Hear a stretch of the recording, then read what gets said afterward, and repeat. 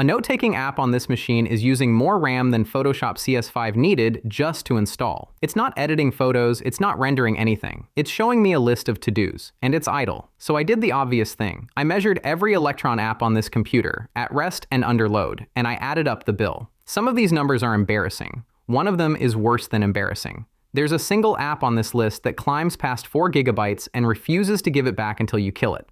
We'll get to that one. First, the receipts. Here's why this measurement matters more in 2026 than it did last year. That Note app eating 1.4 gigabytes. A year ago, that gigabyte cost pocket change. Today, a 32 gigabyte DDR5 kit runs close to $375. That's about $12 per gigabyte to own, which means that idle Note app is sitting on roughly $17 of your hardware, doing nothing, showing you a list. Now, normally this is where someone gets nostalgic. Software used to be so lean. Spare me. Nobody cared how much RAM an app used in 2010 because RAM was cheap and you had headroom. That's exactly what changed. DRAM prices jumped around 90% in a single quarter because the factories that make your memory are busy making something more profitable for AI accelerators instead. So the question stops being academic. How much of that expensive memory is being eaten right now by apps that are functionally just chat windows? That's the number I went looking for. Before the numbers, the rules. Because the fastest way to make a measurement worthless is to measure it lazily, and Electron is very good at hiding from a lazy measurement. Here's why. An Electron app is not one process, it's many. There's a main process, then a separate process for each window, each tab, each background helper. If you open Task Manager, glance at the top line, and call it a day, you're reading maybe a third of the real number. So I counted all of them. Every child process that belongs to the app, summed. Same machine, same session, nothing else competing. 2 readings for each app, cold idle, just opened and sitting there, and in active use. And the one most benchmark skip. I left each app open for hours and measured again. Because the interesting failure isn't how much an app uses at minute 1, it's what it does at hour 3. That last rule matters more than the rest combined. A quick benchmark catches the polite number. Leave the app running and you find out who actually leaks. Let's fill the wall. Smallest first. The empty Electron shell, around 80 to 100 megabytes just to exist. That's the entry fee. Then the note taker from the cold open, idle, 1.4 gigabytes to show me a list. And I'm not naming it. This isn't about one app, but it's one you've heard of. There's your Photoshop comparison, by the way, and it's not close anymore. The code editor. I've covered this one separately, so you already know the number, comfortably over a gigabyte once you're actually working in it. But hold that thought, because the next one is the one that broke my notes. We're getting closer to the one I told you about. But first, Slack, because you probably have it open right now. Single workspace, almost polite. A few hundred megabytes. The problem is, nobody runs Slack in a single workspace. By hour 4 of a workday, 3 teams open, I stopped tracking it. It wasn't interesting anymore. What came after it was. Because then there's the one I told you to wait for. Discord. Open it, log in, do nothing, about a gigabyte. Fine. But start a voice call, share your screen, watch a stream, now it climbs.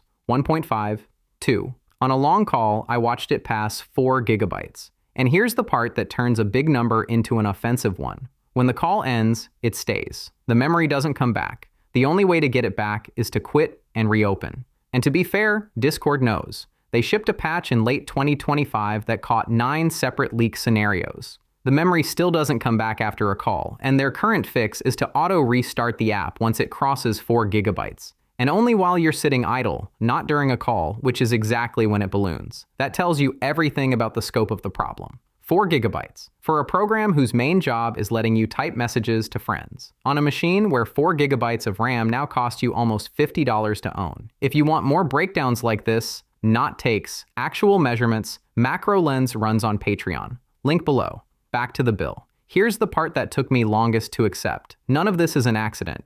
If you were making the same trade-off call, you'd probably land on the same architecture. So why does a chat window weigh as much as a creative suite? Because of what's actually inside it. Each of these apps is not built on the operating system you already paid for. It ships its own. Bundled inside every Electron app is an entire web browser engine and a full JavaScript runtime, the same machinery that powers a browser tab, packed into the app. which means if you have 5 Electron apps open, you are, in effect, running 5 separate copies of a browser at the same time. They don't share. Each one carries its own engine, its own memory heaps, its own caches. And the leak over time problem? That's not a bug someone forgot to fix. It's the model. These apps hold on to things, event listeners, timers, cached views, and in a long-running session, that stuff piles up and often only gets cleared when you restart. This is not one company being careless. This is the architecture working exactly as designed. If this sounds inefficient, it's because it is. But that raises a fair question. Is there a way for our apps to simply not behave like parasites on the hardware? Because if every Electron app does this, maybe the problem isn't the apps.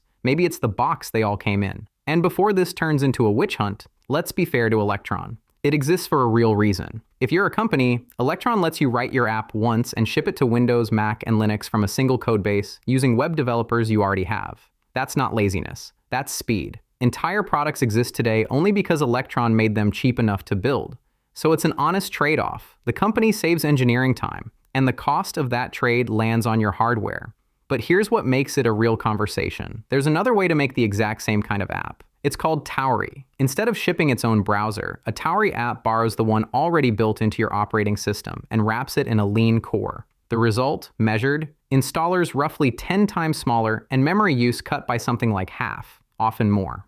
Idle in the tens of megabytes instead of the hundreds. The point isn't everyone must switch tomorrow. The point is that the heavy way is a choice. The light way exists. You've just been quietly paying for the heavy one. So let's settle the bill. Add up a normal day's open apps.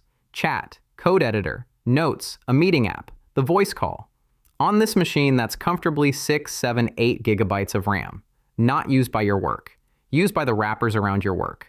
At 2026 prices, that's roughly $90 of physical memory dedicated to running the equivalent of a few browser tabs in disguise. And when those apps fill your RAM, your machine slows down, starts swapping to disk, and eventually you do the thing they're counting on. You go buy more RAM. At $375 a kit. You didn't buy more RAM for your work. You bought it for their architecture. And this is the whole thesis. You are not paying for features. The features are fine. You are paying the bloat tax, the cost of someone else's decision to ship faster. And in 2026, for the first time in years, that tax is denominated in real money, because memory has never been this expensive to waste. So here's the verdict. These aren't apps. They're browsers wearing a trench coat, and you're the one renting the RAM they hide under it. Which leaves one last thing that doesn't add up. Wasting memory has always been sloppy. But it was never expensive until this year. The same 8 gigabytes these apps burn would have cost you pocket change 2 years ago. Now it's a real line on a real bill. So the question isn't only why your apps waste so much memory, it's why that wasted memory suddenly costs so much.